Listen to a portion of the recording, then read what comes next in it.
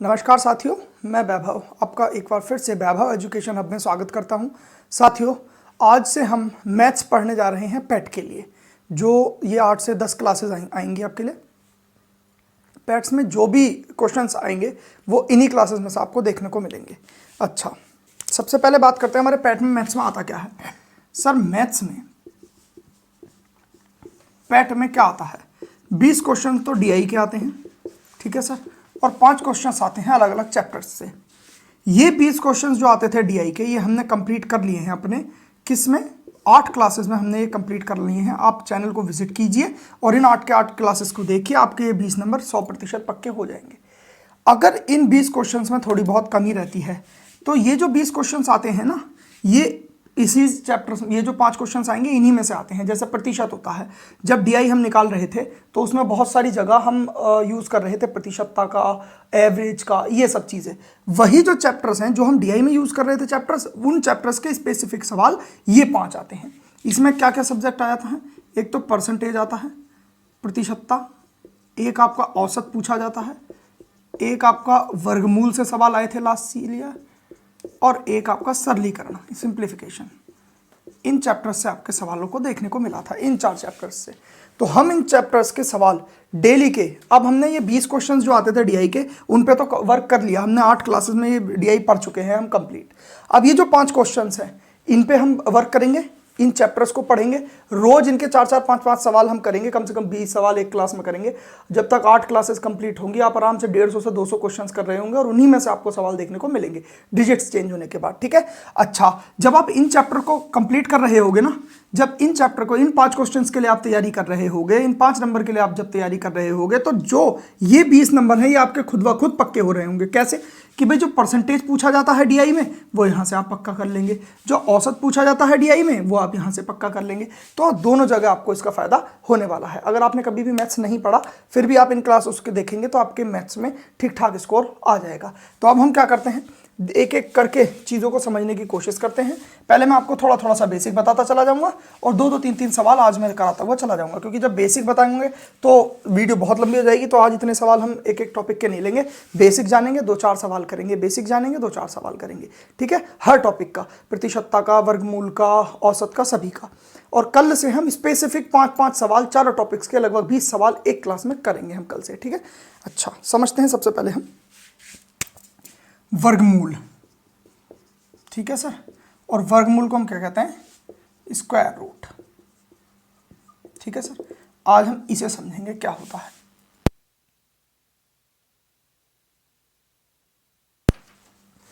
वर्गमूल के बारे में हम जानकारी प्राप्त करते हैं। भाई, वर्गमूल इंग्लिश में होता है स्क्वायर रूट। रूट ले लेना किसी स्क्वायर का, वो क्या कहलाता है? वर्गमूल उसका कहलाएगा। अच्छा, वर्गमूल का मतलब क्या होता है? ये होता है वर्गमूल का साइन, ठीक है सर। वर्गमूल का साइन ये होता है, अगर मैंने कहा आप 4 का वर्गमूल निकाल कर बताओ, तो आप क्या करेंगे? इस 4 को इस तरीके से दर्शाएंगे स्क्वायर रूट से, ठीक हो गई बात। अच्छा, समझने की हमें कोशिश क्या करनी है, जो ये वर्गमूल होता है ना, इसका मतलब होता है पावर का 1/2। अब जैसे मैंने सोचा ये जो 4 है इसकी पावर मेरी कितनी है? 1 है। यदि मैं इस 4 पे वर्गमूल लगा दूंगा तो अब इसकी 4 की जो पावर हो जाएगी वो कितनी हो जाएगी? 1/2। अब हमें पता है जो 4 है, 4 होता है 2 का स्क्वायर, और साथ में हमारा 1/2 ऊपर है। ये 2 इधर गुणा में, इसके गुणा में चला जाएगा तो क्या हो जाएगा? 2 की पावर 2 गुणा 1/2, 2 से 2 कट जाएगा, 2 की पावर 1 बराबर 2। इसका वर्गमूल आ जाएगा √4 का, ठीक है। समझ में आ गई होगी बात। इस तरीके से हमें वर्गमूल निकालने हैं।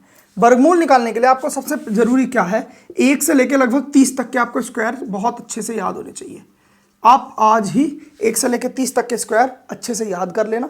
मैथ्स एक ऐसी चीज़ है जो आपको हर जगह हेल्प करेगी, क्योंकि मैथ का क्या होता है, जो रीजनिंग होता है, जो जीके होता है, उसमें बच्चों की तैयारी लगभग सेम सी होती है। 1 सवाल या 2 सवाल इधर उधर होते हैं, दैट्स इट। ये जो मैथ्स होता है ये होता है गेम चेंजर। या तो ये आता है तो बढ़िया करके आता है किसी को, उसमें वो सवाल बना लेगा, 1-2 में ही फंसेगा, या तो नहीं आता तो बिल्कुल नहीं आता। इसमें बीच का कोई रास्ता नहीं होता है, ठीक है। तो ये हर जगह, अगर मान लो इसके 20 क्वेश्चंस भी है ना, तो वो गेम चेंजर हैं, ठीक। क्योंकि जीके में और रीजनिंग वगैरह सब्जेक्ट्स में बच्चों के इतना वेरिएशन नहीं आता नंबर में, मैथ्स में बहुत ज़्यादा आ जाता है। तो आपको ये यहीं से तैयार करते हुए चलना है, जो आपको हमेशा आगे भी फायदा देगा, ठीक है सर। तो 1 से 30 के स्क्वायर आपको याद कर लेने हैं, और ये इस तरीके से वर्गमूल निकालते हैं। अब एक चीज़ और मैं आपको बताता हूँ, जैसे ये हम बेसिक अभी जानकारी वर्गमूल की ले रहे हैं, सवाल अभी मैं करूँगा आपको तो और अच्छे से समझ में आ जाएगा। अगर मैं आपसे कहता हूँ कि वाई स्क्वायर बराबर एक्स आपको दे रखा है, मैंने आपसे ये कहा, ठीक है सर, और फिर मैं कहूँगा कि मुझे आप वाई का मान निकाल कर दिखाओ यहाँ से, तो इसका जो सीधा सीधा होता है ना, वो जो यहाँ से जब मैं स्क्वायर हटाऊंगा तो इधर क्या लग जाएगा, रूट, ये हो जाता है। अच्छा, ये होता कैसे है, हम पहले ये समझेंगे। हम क्या काम करते हैं, हम दोनों तरफ इसका वर्गमूल ले लेंगे, तो क्या लगा देंगे हम, वर्गमूल का साइन लगा देंगे ऐसे करके, रूट, ठीक है सर। अच्छा, अब क्या करेंगे हम, हमें पता है ये तो वाई स्क्वायर है, साथ में इस रूट का मतलब क्या होता है, 1/2 पावर का, और इधर रूट एक्स ही लिखा रहने देंगे, या इधर भी आप 1/2 रख लेंगे, कोई दिक्कत नहीं आएगी। तो यहाँ क्या होगा, इस 2 से 2 कट जाएगा, गुणा में होगा, तो वाई का मान क्या आ जाएगा, रूट एक्स, ये सवाल का आंसर आ जाएगा। ठीक है, तो कभी भी इस तरीके की कुछ संभावनाएं दिखेंगी तो हम डायरेक्ट वाई स्क्वायर की वैल्यू अगर हमें निकालनी होगी तो वाई बराबर रूट एक्स कर देंगे। ठीक है सर। अच्छा, एक दो चीज़ें और बेसिक सी जानकारी मैं आपको दे दूं, जैसे अगर रूट ए भी है कहीं पे दिया हुआ और उसको हम खोल के रूट ए इंटू रूट बी भी लिख सकते हैं, कोई आपत्ति नहीं है। कहीं एक जगह आपको ए बटे वी दे रखा है तो उसे हम रूट ए बटे रूट बी भी लिख सकते हैं। तो ये रही कुछ बेसिक जानकारी। अब हम एक सवाल लेते हैं और देखते हैं ट्रेडिशनल वे में कैसे हम वर्गमूल को निकालते हैं। हमारा जो निकालने का तरीका रहेगा वो रहेगा स्क्वायर रूट या स्क्वायर्स याद करके। जब मुझे स्क्वायर याद होंगे तो मैं सीधा सीधा वर्गमूल निकाल लूंगा, और यदि मुझे याद नहीं रहते हैं तो उसका क्या मेथड होता है, ट्रेडिशनल मेथड क्या होता है वर्गमूल निकालने का, वो अब हम जानते हैं क्या होता है। जैसे भाई मुझे पता है 12 का स्क्वायर क्या होता है, 144 होता है। आज मैं आपको 144 का स्क्वायर रूट लेना बताऊंगा कैसे लिया जाएगा। ऐसे करके खाने बना लो आप, यहां लिख दो 144। सबसे पहला जो आपका काम होगा, आपको बनाने हैं 2-2 के पेयर। स्क्वायर में 2-2 के पेयर, जब हम घन क्यूब रूट लेंगे तो उसमें 3-3 के पेयर बनते हैं। तो एक जगह इधर से बनाना है, इकाई की इधर से तरफ से, ठीक, 2-2 के पेयर। यहाँ तो 2 पेयर बन गया, यहाँ नहीं बन पा रहा तो यहाँ 0 लगा के इसका पेयर बना लो। ठीक होगी बात, 2 पेयर हो गए। अच्छा, सबसे पहले इस एक में मुझे भाग देने के लिए एक संख्या चाहिए। अब मैं एक को एक ही से तो भाग दूंगा, एक को जब मैं एक से 1 गुणा 1 जो यहां लिखोगे जिससे गुणा करोगे वही आपको यहां लिखना होगा। एक एकन एक, एक चला गया, जो बचा 0। ठीक है, जितने से आपने गुणा की है उतना ही यहां पे जोड़ना भी है। एक से की है तो एक ही को जोड़ना है, तो यहां क्या हो गया, 2 हो गया। ठीक है सर।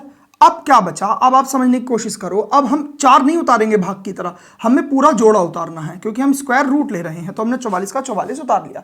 अब हमें जो संख्या यहां लिखेंगे उसी संख्या से हमें उससे गुणा करना पड़ेगा। अगर मैं यहां 1 ले रहा था और 1 ही से गुणा कर रहा था तो कितना आ रहा था सर, 21, इससे छोटा था। अच्छा, अगर मैं यहां 2 लिखूं और 2 से ही गुणा, जितना आप यहां लिखोगे उसी से आपको गुणा करना पड़ेगा। ठीक है, तो 2 लिखा, 2 से गुणा किया तो कितना हो गया यहाँ पे 44, और 44 ही मुझे चाहिए था। जितनी यहाँ पे आपने लिखा है वो यहीं पे उतारना है आपको। तो ये 44 से पूरा कट गया, ये हो गया 12। ये होता है इसका स्क्वायर रूट 144 का। ठीक है, मुझे लगता है आपको समझ में आ गया होगा। एक संख्या हम और ले रहे हैं, ठीक है, और अच्छे से मैं आपको समझाने की कोशिश करता हूँ इसे। एक हमने ली संख्या 1024 ले रहे हैं। ठीक है सर, 1024 संख्या ले ली, 2-2 के सबसे पहले मैंने पेयर बनाए। ठीक, अब 10 को मुझे भाग करना है, मैं कैसे करूं भाई, 4 से करूंगा तो 4 चौक 16 ज्यादा हो जाएगा, लेकिन 3 तिया 9, 3 की गुणा की तो क्या आ गया 9, कितना बचा, 1 बच गया। ठीक है सर, मैंने आपसे कहा है जितने से गुणा करना है वही इसमें ऐड करना है, तो 3 और 3 क्या हो गया यहाँ पे 6 हो गया। ठीक है सर, अब पूरे का पूरा जोड़ा 24 मैंने नीचे को उतार लिया। ठीक हो गई बात। अच्छा, अब जितना यहां मैं लिखूंगा उतने से ही क्या करूंगा, गुणा। तो मैंने 1 से जब 1 को किया तो 61 आ गया, कम बार जा रहा है। मैंने क्या काम किया, मैंने 2 बार करके देखा, जब 2 को 2 से गुणा करा तो ये फिर 124 पूरा आ गया। कितनी बार करने पर, 2 बार, तो यहाँ मैंने 2 उतार दिया। इस 32 का ये क्या होगा, 1024 का 32 क्या होगा, वर्गमूल, या उल्टा कह दो कि 32 का वर्ग क्या होगा, 1024। इस तरीके से हम वर्गमूलों को निकालते हैं। ठीक है, ये बेसिक बातें थी, लेकिन हमें किस तरीके से निकालने हैं वर्गमूल, स्क्वायर को याद करके। 1 से लेकर 30 तक के आपके स्क्वायर पक्के याद होने चाहिए। ठीक है, तो अब हम इस स्क्वायर रूट के सवाल ले लेते हैं 2-4, जिससे आपको चीज़ें और अच्छे से समझ में हो जाए। आज मैंने क्या है कि प्रीवियस ईयर जो क्वेश्चंस हुए हैं ना 2 शिफ्टों में, वो लिए हैं। हम उसके बेस पे ही उन्हें पहले आज उन्हें सॉल्व करेंगे, फिर उन्हीं के बेस पे हम सवाल करते हुए आगे बढ़ेंगे, जिससे हमारा एक भी सवाल गलत ना हो। ठीक है सर। अच्छा, एक सवाल आपसे पूछा गया था, ये क्या दे रखा है, 196 इज इक्वल टू 72/56, इसमें इसका मान पूछा है क्या का। तो मैं इसको क्या करता हूँ, मैं x ले लेता हूँ, ठीक है सर, मैंने x मान लिया इसको, मुझे x की वैल्यू बतानी है।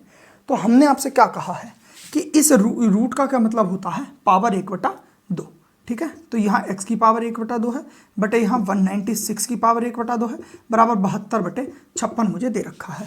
196 आपको पता होना चाहिए किसका स्क्वायर होता है, तो आपने कहा सर 14 का स्क्वायर होता है 196, ठीक है बात। 14 का स्क्वायर कितना होता है 196। जब मैं ये मैंने सिर्फ आपको समझाने के लिए किया है, मैं आगे से इसे कभी इस तरीके से नहीं लिखूंगा, मैं आगे से ये इसे रूट में लिखूंगा और मुझे पता है मैंने डायरेक्ट यहाँ पे लिखना है 196 किसका रूट होता है।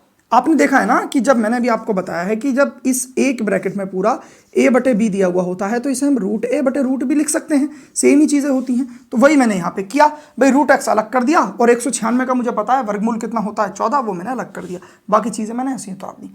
अब आप समझो ये आ गया रूट x, ठीक है सर। 14 यहाँ भाग में है, उधर जाके क्या हो जाएगा गुणा में बटे 56, 14 चौक 56, 4 से इसको मैंने काटा, कितनी बार काटा 18 बार। रूट x की वैल्यू मेरी क्या आ गई 18। अब मुझे क्या करना है, रूट x का मतलब क्या हुआ 1/2 ही तो हुआ पावर में, और 18 की पावर 1 है। अब मुझे इस 1/2 को हटाना है, इसकी एक पावर बनानी है। तो मुझे पता है मैं अगर दोनों तरफ पावर में 2 से गुणा कर दूं तो मेरा ये x बन जाएगा। मतलब क्या है, मुझे दोनों तरफ वर्ग करना पड़ेगा। दोनों तरफ वर्ग करने पर मुझे क्या होगा, x की पावर 1/2 का भी स्क्वायर हो जाएगा और 18 का भी क्या हो जाएगा स्क्वायर हो जाएगा। तो यहाँ x की पावर देखो, ये 2 से 2 कट जाएगा, x की वैल्यू कितनी आ गई 18 का स्क्वायर होता है 324, ये मेरा क्या आ जाएगा आंसर। ये इतना बड़ा क्वेश्चन है नहीं, ये भी पहला सवाल है। जिन लोगों ने मैथ्स का आज तक एम भी नहीं पढ़ा, ये उनके लिए क्लासेस हैं। वो बेसिक से करके जाएंगे चीज़ों को अच्छे से, तो वो पैट में बहुत अच्छा स्कोर कर लेंगे। जिन बच्चों को आता है मैथ्स, वो जो है इसका एक बार रिवाइज कर लेंगे, बस सिंपल सी बात है। अच्छा, तो मुझे लगता है सवाल समझ में आ गया होगा। अच्छा, इस सवाल को अभी वो आपने देखा था ना, y² बराबर x, जब मैं y की वैल्यू निकाल रहा था रूट x, तो इसी तरीके से जब मुझे स्क्वायर करना था तो इसी तरीके से मैं x की वैल्यू क्या लेकर आ गया 324, ठीक है। अब अगला सवाल देखेंगे हम, मुझे लगता है आ गया होगा समझ में। ईजी सा सवाल था, बहुत प्यार से समझेंगे हम चीज़ों को, और इसी में से आप पैट में क्वेश्चंस भी देख रहे होंगे। अगला सवाल देखते हैं। अगला सवाल क्या है, रूट 324/16 18/x, ठीक है सर। अच्छा, बहुत इजी सा सवाल है ये, इसी जैसा पहला सवाल था उसी के बेस पे एक सवाल है। अच्छा, समझने की कोशिश करो। मुझे स्क्वायर रूट लेना है, मुझे पता है 324 किसका वर्ग होता है, आपने कहा सर 18 का होता है। मैंने कहा 16 कितने का वर्ग होता है, आपने कहा सर 4 का होता है, बराबर 18/x। ये 18 से 18 कट गया, x इधर क्या है भाग में, इधर गुणा में चला जाएगा, इधर भाग में है ये इधर गुणा में चला जाएगा, x की वैल्यू मेरी 4 आ जाएगी। ऐसे ऐसे सवाल आपके एग्जाम में आए थे और ऐसे ही सवाल आने की संभावना भी है। कुछ ज़्यादा बड़े नहीं आएंगे हम, लेकिन फिर भी ठीक ठाक लेवल तक पढ़ के जाएंगे, कुछ नहीं पता पेपर में क्या आ जाए, ठीक है। ये सवाल भी समझ में आ गया होगा। अगला सवाल देखते हैं। अगला सवाल क्या कह रहा है, रूट 36.1/102.4, ये आपसे पूछा गया था, इसका वो बताना था। सबसे पहले तो आपको समझ में आनी चाहिए बात, यहाँ भी 1 के बाद दशमलव है, यहाँ भी 1 के बाद दशमलव, दोनों दशमलव आपस में हट जाएंगे। सवाल हो गया 361/1024, ठीक है सर। अब क्या है, अब आपको ये नहीं पता कि 1024 किसका वर्ग है, तो आप कैसे करेंगे। आपको 30 तक तो याद है ही है, आपने कहा जब मैं 30 का स्क्वायर निकालता था तो 900 निकलता था। इसका मतलब यह है ये 30 से तो ज़्यादा का ही वर्ग है। जब मैं 31 का स्क्वायर निकालूंगा तो 31 के स्क्वायर का मतलब क्या होगा, 31 गुणा 31, 1 गुणा 1 इकाई का अंक इसका क्या आएगा 1, जबकि इसमें इकाई का अंक क्या है 4। अब मैंने देखा 32 गुणा 32 अगर मैं करता हूं तो 2 और 2, इकाई का अंक कितना आ रहा है 4। इसका मतलब यही मेरा उत्तर होगा। और दूसरा एक तरीका क्या था आपको पता है, मैंने डिजिटल सम आपको बढ़ा रखा है, आप देखेंगे 3 2 5 गुणा 3 2 5, 5 पंजे 25, इसका डीएस क्या बन गया सर 7 बन गया। आप देखना इसका भी डीएस क्या है 7, 4 5 6 और 1 7। इसका मतलब ये 32 का स्क्वायर है। 361 आपको पता है 19 का स्क्वायर होता ही होता है, क्योंकि आपने 30 तक याद कर ही लिए होंगे। तो ये 19 का स्क्वायर हो गया, 1024 32 का स्क्वायर हो गया, 19/32 इस सवाल का आंसर आ गया, ठीक है सर। बहुत ईजी सा सवाल था, आ गया होगा समझ में। अगला सवाल देखेंगे हम, लेवल बढ़ाएंगे हम धीरे धीरे, लेकिन आराम आराम से धीरे धीरे बहुत। जब आप 8वीं क्लास देख रहे होंगे तो उसमें सवालों का लेवल बिल्कुल डिफरेंट होगा। अगला सवाल आपसे पूछा गया 0.04 का स्क्वायर रूट बताना है आपको, क्या होगा। अच्छा ये बताना है आपको, इसके लिए सबसे पहले हमें क्या करना है, इसका ये दशमलव हटाना है ताकि आपको कन्फ्यूजन ना रहे। भाई रूट ले लो, 0.04 है, आपने क्या करना है, इसका दशमलव हटाना है, दशमलव की जगह 1 लिखना है, जितने भी आगे संख्या हो उतने क्या लगा देने हैं, 0। अब मेरा सवाल बन गया 4/100 और वो भी रूट में। अब आपको पता है ये क्या होता है, 4 2 का स्क्वायर, तो ऊपर तो 2 आ गया स्क्वायर रूट, 10 का स्क्वायर होता है ना 100, तो यहाँ नीचे क्या निकल आया 10। बस अब भाई 1 के बाद दशमलव ही लगाना है क्योंकि 10 ही है नीचे, तो 0.2 इस सवाल का क्या आ जाएगा, आंसर आ जाएगा। तो आप अगर इस तरीके का कोई सवाल आता है तो वो आप नहीं छोड़ रहे होंगे, आराम से उस सवाल को सॉल्व कर रहे होंगे। अगला सवाल देखते हैं। एक सवाल और आपका पूछा गया है इसी तरीके का, क्या 1.0169 अपॉन नहीं है प्लस रूट 0.09 बराबर क्या, ये आपसे पूछा गया है। मैं यही सवाल को सॉल्व करूंगा, मैं दशमलव हटाऊंगा, 1 लगाऊंगा और जितने भी वहां पे आगे मेरी संख्याएं हैं उतने क्या लगा दूंगा, 0। सेम यहीं पे मुझे ये करना है, 00 आ गया। ठीक है सर। अब मुझे पता है कि 169, अब मेरा जो सवाल बन गया है 169 अपॉन 10,000, ये मेरा रूट में बन गया। ठीक है, तो मुझे पता है कि 169 13 का स्क्वायर होता है, तो 13 और ये 100 का होता है। बस इधर क्या आ जाएगा, 9 का 3 और इसका निकल जाएगा 10। बस अब आपने देखा ये 2 के बाद दशमलव है, तो 100 हटाऊंगा तो यहाँ पे दशमलव लग जाएगा, 10 हटाऊंगा तो दशमलव यहाँ पे लग जाएगा। दोनों को मैं ऐड करूंगा, जब दशमलव वाली चीज़ें होती हैं उनको ऐड कैसे करते हैं, सबसे पहले तो दशमलव के नीचे दशमलव लगा देते हैं और बस इस तरीके से ऐड करते हैं। 0.43 इस सवाल का क्या आ गया, उत्तर आ गया। मुझे लगता है सवाल भी समझ में आ गया होगा, बहुत ईजी सा सवाल था। अगला सवाल देखते हैं अब हम। अगला सवाल क्या है, ये लास्ट ईयर पूछा गया था, 1 + 27/169 इज इक्वल टू 1 + x/13। इसमें x की वैल्यू आपको बतानी थी। ठीक है सर, कितना इजी सा सवाल है। अब देखो हम किस तरीके से इस सवाल को करेंगे। आपको पता है सबसे पहले आपने एलसीएम लिया, 169 क्रॉस आउट बाई 1 + 27, 169 + 27 हो गया, बटे क्या आ गया 169, ये है पूरा रूट। ठीक है सर। अच्छा ऊपर भी यही हो गया 13, क्योंकि एलसीएम ले लिया मैंने एक, 13 + x/13 ये आ गया। ठीक है सर, एलसीएम लेना जिनको नहीं आता मैं एक बार समझाने की कोशिश करता हूँ। जैसे 1 + 27/169 है, ये है चीज़, यहाँ पे मैंने एक लिया, मैं एलसीएम देखता हूँ इन दोनों संख्याओं का, इन दोनों संख्याओं का एलसीएम क्या आ गया 169। जब 1 से 1 को क्रॉस आउट किया, 1 से 169 कितनी बार भाग जाएगा 169 बार, और इस 169 की इस 1 से गुणा करके क्या आ जाएगा 169 प्लस, अब इस 169 को 169 से भाग किया, क्या आया 1, और उस 1 की इससे करनी है मुझे 27 से गुणा, तो क्या आ गया 27, ये मैंने डायरेक्ट यहाँ पे लिख दिया। ठीक है सर, ये हो गया एलसीएम। अच्छा जब मैं इन दोनों को ऐड करूंगा तो क्या आएगा मेरा 196 अपॉन 169, ये आ गया इसका root, is equal to 13 + x/13। ठीक है सर। अब आपने देखा 169 किसका स्क्वायर होता है 14 का, तो आपने कहा सर इसका स्क्वायर रूट 14 निकल गया। 169 कितने का होता है 13 का, इसका 13 निकल गया, और इधर आ गया 13 + x/13, इस 13 से ये 13 कट गया, आ गया 14, ये प्लस में इधर आके क्या आ जाएगा माइनस में, बराबर x की वैल्यू क्या आ गई 1, ये आपका क्या आ गया आंसर। ठीक है सर, इतना ईजी सा सवाल पूछा गया था आपसे। ठीक है, ये सवाल भी समझ में आ गया होगा। वर्गमूल के सवाल लगभग अब समाप्त हो गए हैं आज की क्लास के, क्योंकि आज हमें और भी चीज़ों के बेसिक जानने हैं, इसलिए हमने थोड़े ही और नीचे वाले लेवल के सवाल लिए हैं। धीरे धीरे हम सवालों को बढ़ाएंगे, बहुत अच्छे लेवल तक पहुंचाएंगे, ताकि आप एक भी सवाल पैट में छोड़कर ना आए। ठीक है सर। अगला हमारा जो टॉपिक है वो है सिंप्लीफिकेशन, जिसको हम सरलीकरण बोलते हैं। सरलीकरण से थोड़ा ठीक ठाक से सवाल पूछे गए थे, तो हम भी बहुत अच्छे तरीके से पढ़ेंगे। सबसे पहले सरलीकरण समझने से पहले, सरलीकरण क्या होता है, आपको एक इक्वेशन दी हुई होगी, आपको वो सॉल्व करनी होगी। उससे पहले मैं आपको बता दूं कि सरलीकरण किस वे में हमें करना होता है। आपने बोर्ड मास का नाम सुना होगा, ये बहुत इंपॉर्टेंट है, ये आपको पता होना चाहिए। अच्छा बोर्ड मास का मतलब क्या होता है, इसका मतलब होता है ब्रैकेट। ठीक है सर, इसका मतलब होता है ऑफ, क्या मतलब का, इसका मतलब होता है भाग, डिवाइड। ठीक है, एम का मतलब होता है मल्टीप्लाई, ये होता है गुणा, ए एडिशन जिसका मतलब होता है जोड़, और एस सब्ट्रैक्शन जिसका मतलब होता है घटा। अब ये इस क्रम में हमें करना होता है। कभी भी किसी सवाल में अगर ये सारी चीजें आपको एक साथ दी हुई हैं, तो आप सबसे पहले करोगे क्या, ब्रैकेट को सॉल्व करोगे, फिर ऑफ का, जैसे 8 का 2 लिख रखा है तो पहले उसे सॉल्व करेंगे, डी का मतलब फिर डिवाइड करेंगे, फिर मल्टीप्लाई, फिर एडिशन, फिर सब्ट्रैक्शन। इस तरीके से हमें करना होता है। जैसे मैं आपको एक एग्जाम्पल लेके बताता हूं, 16 + 8 × 2 आपको एक संख्या दी हुई है, ठीक है। अब आप इसको एक बार तो ऐसे ही सॉल्व कर दो। तो आपने कहा 16 प्लस 8 कितना हो गया सर, आपने कहा 24 हो गया, और गुणा 2 बराबर क्या हो गया 48, जो कि गलत आंसर है। हमें हमेशा बोर्ड मास के रूल के हिसाब से चलना होता है। 16 प्लस 8 गुणा 2 अगर मुझे दे रखा है तो सबसे पहले मैं क्या करूंगा, देखो मल्टीप्लाई एडिशन से पहले आ रहा है तो पहले मैं गुणा करूंगा। 16 प्लस 8 दूनी 16 बराबर, अब करूंगा मैं जोड़, तो क्या आएगा उत्तर 32 ही उत्तर आपका सही होगा। ठीक है सर, तो ये होता है बोर्ड मास का रूल। ये आपको हमेशा याद रखना है, कहीं भी आप कैलकुलेशन कर रहे हो तो इसका याद जरूर रखें। अच्छा, एक और मैं आपको बताता हूं, 16 भागा 4 गुणा 2 प्लस 3 माइनस 1, ये है। ठीक है, अगर आप इसको ऐसे ही करके देखें कि भाई 16 भागा का बटे और 4 दूनी 8 प्लस 3 में से एक गया 2, 8 दूनी 16 2 दूनी 4, इस सवाल का आंसर आ गया, जो कि गलत है। हमें बोर्ड मास के हिसाब से चलना है। सबसे पहले भाग यहाँ पे दिख रखा है तो हमें सबसे पहले भाग करना है।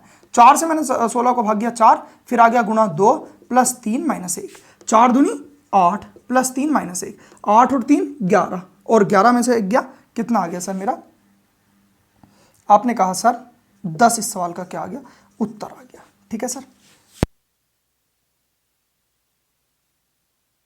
तो ये मुझे लगता है कोई आपत्ति नहीं होगी, आपको समझ में आ गया होगा कि बोर्ड मास क्या होता है। ये गलत उत्तर था, सॉरी ये सही उत्तर था, ये ऊपर वाला गलत उत्तर था, नीचे वाला बिल्कुल सही उत्तर था।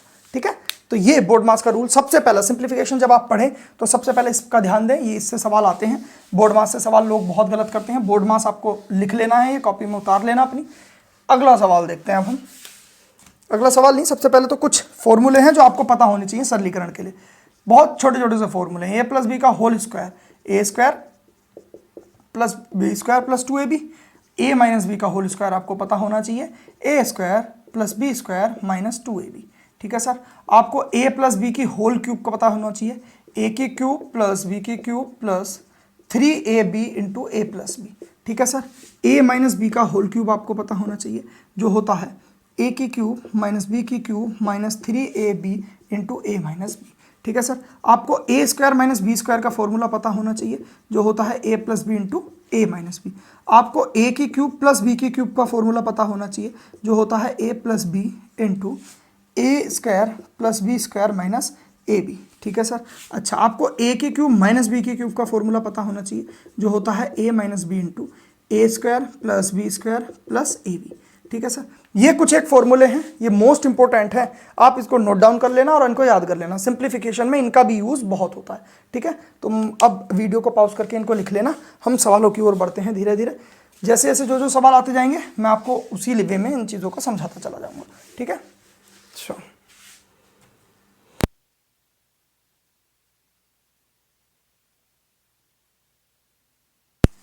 ठीक है सर, सबसे पहले हम सिंप्लीफिकेशन के एक दो सवाल करने की कोशिश करते हैं।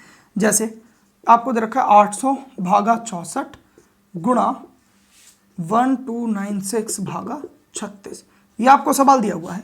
तो आप इसे किस तरीके से करेंगे, सबसे पहले ब्रैकेट सॉल्व करना है और ब्रैकेट में भी क्या भागा, तो ये 800 बटे 64 हो जाएगा, इधर गुणा में आ जाएगा, ये हो जाएगा 1296 बटे 36। ठीक है सर, जब मैंने इससे इसको काटा तो ये 36 बार कट गया। ठीक है सर, 8 से ये 8 बार कटेगा और ये 8 से 100 बार कटेगा। ठीक है सर, ये 4 से 2 बार, ये 4 से 9 बार, ये 2 से 50 बार, सीधा सीधा 9 पंचे 45, 450। इस सवाल का क्या आ गया आंसर। कोई आपत्ति नहीं होगी, आपसे जब भी कभी इस तरीके के सवाल पूछेगा ना तो वो कैलकुलेशन नहीं जानना चाहेगा, वो जानना चाहेगा आपने मेथड कौन सा लगाया, आपने बोर्ड मास का यूज़ किया है या नहीं किया है। ठीक है, तो बोर्ड मास आपको पता होना चाहिए, जिस क्रम में बोर्ड मास में चीज़ें आती हैं उसी के क्रम में सॉल्व करना। ये एक सवाल हो गया। एक और सवाल लेते हैं इजी सा। सवाल क्या कह रहा है, 3/8 प्लस 1/2 का 3/16 बराबर क्या। ठीक है सर, अच्छा, अब आपको पता है कि जब मैं बोर्ड मास कर रहा था तो यहां बी के बाद जो ओ था इसका मतलब होता है ऑफ, जिसका कहते हैं का, तो ब्रैकेट के बाद सीधे हमें ओ को ऑफ को सॉल्व करना था। ये जो डी है डिवाइड मतलब कि भाग को उसके बाद में करना है। तो 3/8 प्लस, अब मैं प्लस करूंगा पहले का सॉल्व करूंगा, तो आपको पता है बोर्ड मास में का पहले आता है तो हम इसको सॉल्व करेंगे। तो ये इसमें आपस में गुणा हो जाएगी, 3 × 3 बटे 16 दूनी 32, ये हो गया।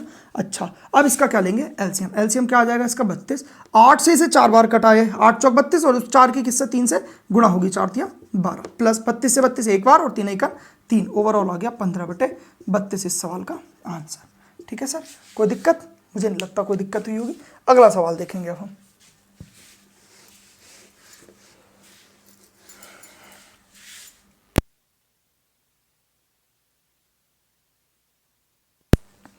अब आपको सवाल क्या दिया हुआ है, ये आपका आया हुआ सवाल है। क्या आया था sir? 885 cross out by 885 cross out by 885 plus 115 cross out by 115 गुणा 115 अपॉन क्या दिया हुआ है 885 cross out by 885 plus 115 cross out by 115 minus 885 cross out by 115। ये जितना बड़ा सवाल आपको लग रहा है ना, इतना बड़ा सवाल है नहीं है। ठीक है सर, क्यों नहीं है?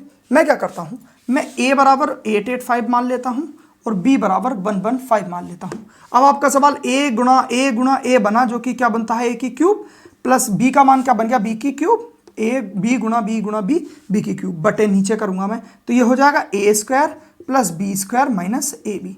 अभी हमने पिछली वाली स्लाइड में क्या पढ़ा था कि a की क्यूब प्लस b की क्यूब का जो फॉर्मूला होता है वो होता है a plus B into A square plus B square minus A B. ठीक है सर, यही होता है। बस इसी फॉर्मूले को मुझे यहाँ पे मान रख देना है।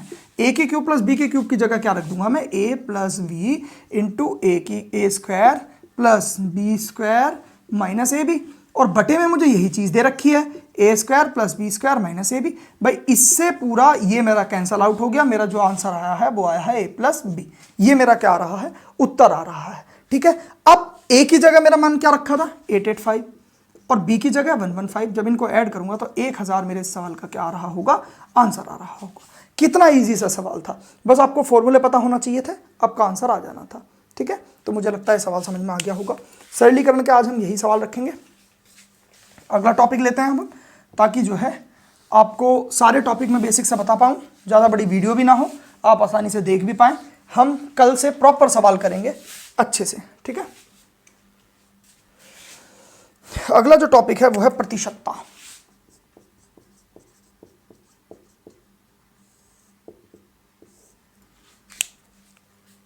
समझते हैं प्रतिशतता को। ठीक है, प्रतिशतता आपको पता है इसका सिंबल ये होता है। ठीक है, अच्छा हमें अगर मैं आपसे कहूं कि 5% मुझे बताओ, तो आप क्या कहेंगे कि सर 5 तो है ही है, प्रतिशत का बटे में 100 लगा दो, और इसको जब आप सॉल्व करोगे तो 0.05 इसका उत्तर आ रहा होगा। ये प्रतिशत का साइन होता है, प्रतिशत आ गया। अगर आपने प्रतिशतता को अच्छे से पढ़ना है, चैनल पे जाइए, मैंने 6 क्लासों में पूरा प्रतिशतता आपको पढ़ा रखा है, बहुत अच्छे लेवल तक का, आप वहां जाके देख सकते हैं। अभी हमारे पास सिर्फ 8 ही दिन है पैट के हिसाब से। अगर आपके पास समय हो तभी जाएं, नहीं तो ये मोटा मोटा पढ़ के भी आपका काम चल सकता है। अदरवाइज आगे अब पैट के बाद अगर कोई यूपीपीएससी से एग्जाम होगा तो आपको पढ़ना तो पड़ेगा मैथ्स बहुत अच्छे से।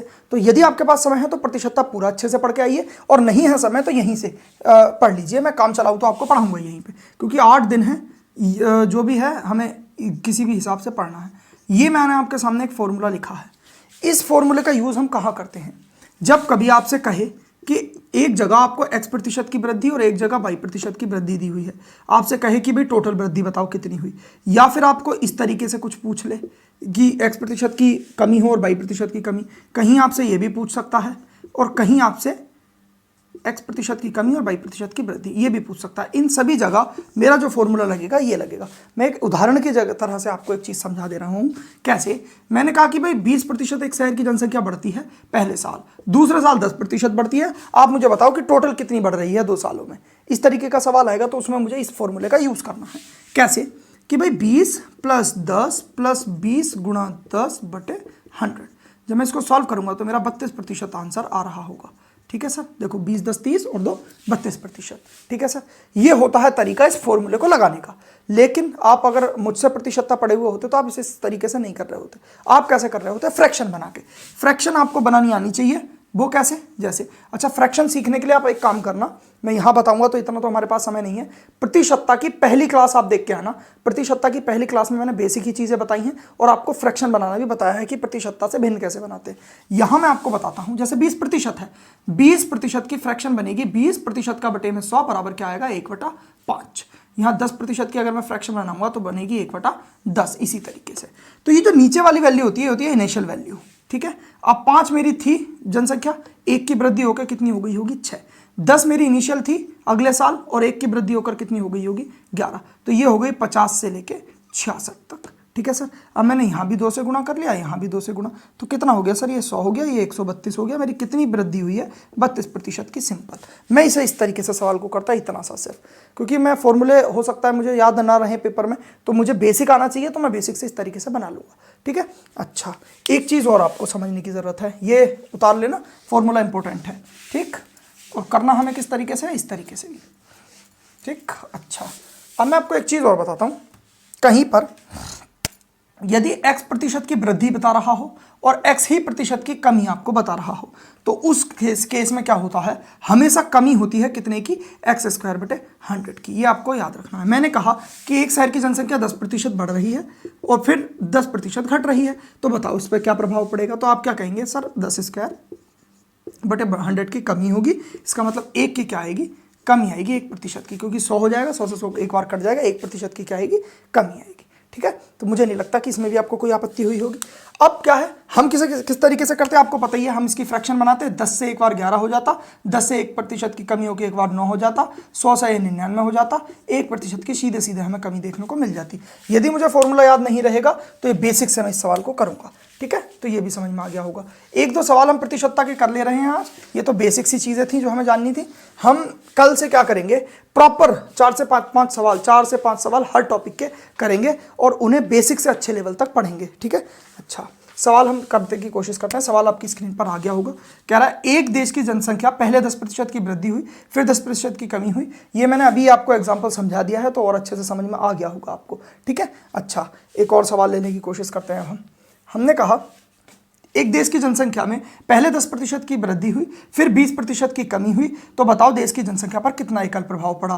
भाई पहले 10% की वृद्धि हुई है, फिर 20% की कमी हुई है, तो एकल प्रभाव मुझे बताना है। या तो आप इसे फॉर्मूले से कर लो या फिर अपनी ट्रिक से कर लो। फॉर्मूले से जब आप करेंगे तो 10 की वृद्धि प्लस -20 की कमी प्लस प्लस 10 होगा और फिर क्या होगा, गुणा के -20/100।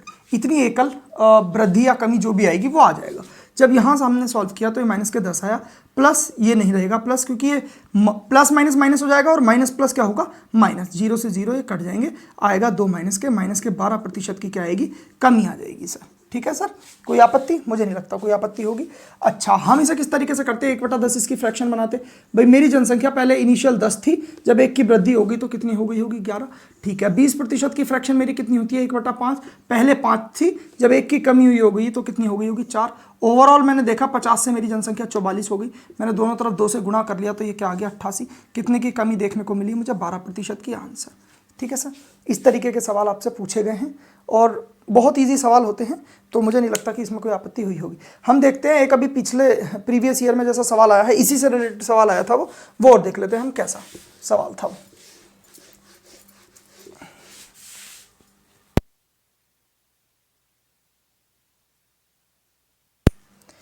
सवाल क्या कह रहा है, टीवी सेट का मूल्य 30% घटाने पर बिक्री 20% बढ़ गई, दुकानदार की आय पर क्या प्रभाव पड़ा। ठीक है सर, ये सवाल आपका प्रीवियस ईयर पूछा गया है। अब आपको एक चीज समझ में आनी चाहिए कि जो मेरी आय होती है, आय बराबर क्या होगा, मूल्य गुणा बिक्री।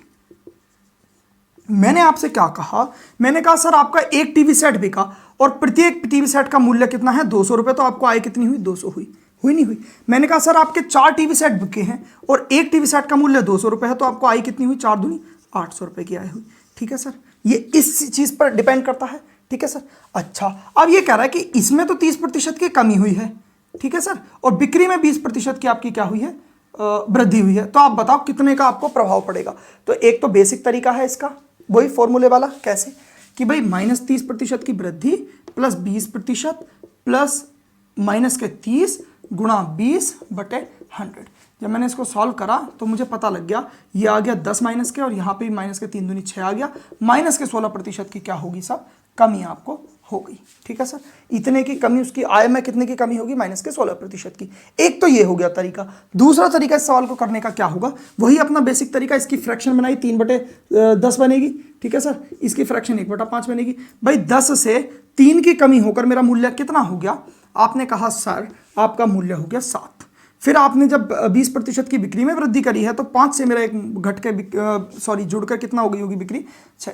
तो ये हो गया 50 से 7 छंग 42, दोनों तरफ गुणा कर ली मैंने 2 से, तो ये हो गया 100। मैंने 2 से गुणा क्यों करता हूँ मैं पता है, मैं इस 50 को 100 बनाने के लिए करता हूँ। क्यों, फिर मुझे अगर करने को मैं ऐसे भी कर सकता हूँ। आप देखो कितने का निकल रहा है, आपने कहा सर 8 की कमी हो रही है, 8 की कमी हो रही है कितने पर, 50 पर, और गुणा 100 बराबर कितना आ गया 16% की कमी। ठीक है, मैं इसे 100 इसलिए बना लेता हूँ क्योंकि मेरे लिए इजी बन जाता है। जब मैंने यहाँ 100 बनाया तो यहाँ पे बना मेरा 84, सीधे सीधे मुझे पता लग गया कि 16% की कमी होगी। अगर मैं 2 से गुणा नहीं करता तो मैं इस तरीके से कर लेता। ठीक है, तो मुझे लगता है सवाल भी आपको समझ में आ गया होगा। प्रतिशतता के सवाल इतने ही लगते हैं आज हम, जैसे जैसे तरीके आते जाएंगे वैसे वैसे हम सवालों को करते जाएंगे। अब आपका एवरेज आता है, एवरेज से देखो आप कैसे कैसे सवाल आते हैं और हम कैसे उनको टैकल करेंगे। पहले हम औसत जानने की कोशिश करते हैं, औसत का बेसिक जानेंगे, क्या होता है औसत। ठीक है सर, औसत। सबसे पहले औसत को बताने के लिए आपको पता होना चाहिए औसत का जो फॉर्मूला होता है, जो एवरेज का फॉर्मूला होता है वो होता है प्रेक्षणों का योग बटे प्रेक्षणों की संख्या। ये एवरेज का फॉर्मूला होता है, ये आपको याद रखना है। ठीक है, अच्छा मैं आपसे कहूं कि आपके पास 4, 5 और 3, ये 3 संख्याएं, इनका मुझे एवरेज बताओ, तो आप क्या करेंगे कि प्रेक्षणों का तो योग करेंगे। कैसे, 4 + 5 + 3 बटे प्रेक्षणों की संख्या 1, 2, 3, हमारे पास 3 प्रेक्षण है। आप निकालेंगे कि 5, 4, 9, 3, 12 बटे 3 बराबर इसका एवरेज कितना आ गया, 4 आ गया। ठीक है, एवरेज इस तरीके से निकलता है। ठीक, अच्छा मैं आपको एक और संख्या दूं कि भाई मुझे बताओ 42, 46, 45 और 38, इनका मुझे एवरेज बताओ। तो आप कैसे बताओगे इनका एवरेज, आप कहोगे सर इनको ऐड कर दो, प्रेक्षणों का योग हो जाएगा बटे प्रेक्षणों की संख्या 1, 2, 3, 4 मेरे पास प्रेक्षण है, प्रेक्षणों की संख्या हो जाएगी। मैंने जब इसको ऐड किया तो मुझे 80 + 45 दूनी 90 और 91 बटे 4 आ गया निकल के, जो कि निकला 171/4, जिसका मेरे पास आ गया 42.75, इसका एवरेज आ गया। एक तरीका तो एवरेज का ये होता है, हम इस तरीके से एवरेज निकालते हैं, हम निकालते हैं अप्रोक्सीमेशन से। कैसे, मैंने इन संख्याओं में से ही ना किसी के आसपास की संख्या को एक एवरेज मान लिया। मैंने कहा भाई 43 मेरा एवरेज है, 43 मेरा क्या है, एवरेज है। अब आपको करना है कंपेयर। मैंने 42 से 43 को कंपेयर किया तो मुझे क्या लगा, -1 मिला। जब मैंने देखा इससे इसका कंपैरिजन किया तो +3 मिला, इससे इसका कंपैरिजन किया तो मुझे +2 मिला, इससे इसका कंपैरिजन किया तो एवरेज से कितना कम है, आपने कहा सर 5 कम है। ओवरऑल जब मैंने चीज़ें देखी, इनको जब मैंने सबको जोड़ा आपस में तो 3, 2, 5 हो गया, 5 और 5 ये कैंसल आउट हो गया, आ गया -1। इसका मतलब ये क्या कहता है -1, ये मैं आपको क्यों बता रहा हूँ पता है, ये तो बहुत छोटी सी संख्या थी, आपने बहुत जल्दी एवरेज इसका निकाल दिया। कहीं बड़ी संख्या होगी तो आप उसमें जोड़ और घटाने में ही लग जाएंगे, इसलिए हम इस तरीके से भी हमें एवरेज पता होना चाहिए कि ट्रिक से कैसे निकलता है। तो मुझे पता लगा कि जो मैंने एवरेज माना है एक्चुअली उतना एवरेज नहीं है, उससे -1 एवरेज कम है। अब ये जो -1 आया है ये एक संख्या है, और एवरेज क्या होता है, संख्या बटे संख्याओं का योग बटे प्रेक्षणों की संख्या। अब ये प्रेक्षणों का योग था तो मुझे प्रेक्षणों का इसके बटे में संख्या लगकर इसका एवरेज निकालना था, जो कि माइनस का कितना निकला 0.25। बस सर अब इतना मुझे एवरेज इसमें से घटाना होगा, क्योंकि 43 जब मैंने एवरेज माना तो मुझे -1 एवरेज को कम करना था, बस वही मैंने कम कर दिया माइनस के 0.25, मेरा वही 42.75 इस सवाल का क्या आ जाएगा, उत्तर आ जाएगा। ठीक है, कोई दिक्कत, इसे भी आप इस तरीके से भी आपको एवरेज निकालना आना चाहिए। तो ये एक ओवरऑल का एक एवरेज था, जिस तरीके से हमें करना है एवरेज आगे, बस इसी फॉर्मूले पे बेस्ड है पूरा एवरेज। लेकिन हम सवालों को बहुत अच्छे से करेंगे, ट्रिक्स से, आपको कोई आपत्ति उसमें नहीं होगी। ठीक है, अब एक आध सवाल और मैं छोटा सा आपको समझाने की कोशिश करता हूं।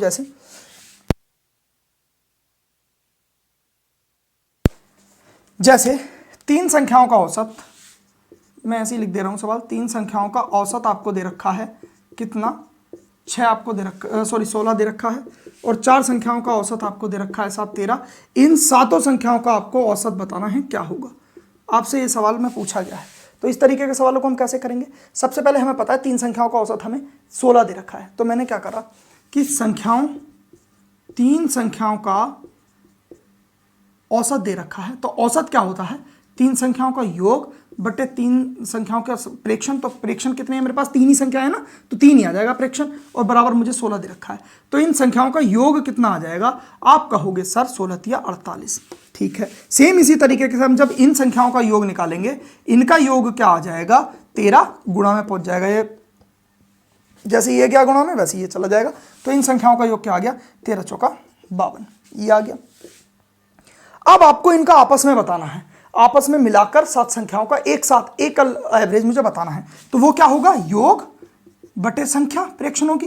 तो आपको पता है योग भाई 48 3 संख्याओं का योग है, प्लस जो 4 संख्याओं का योग है मेरा 52 है, और बटे 7 संख्याएं हैं मेरी टोटल, 3 ये और 4 ये, उनका योग मुझे बताना है। तो इस तरीके से जब मैं इस सवाल को सॉल्व करूंगा तो मेरा 100/7 इस सवाल का क्या आ रहा होगा, एवरेज आ रहा होगा, यही मेरा उत्तर होगा।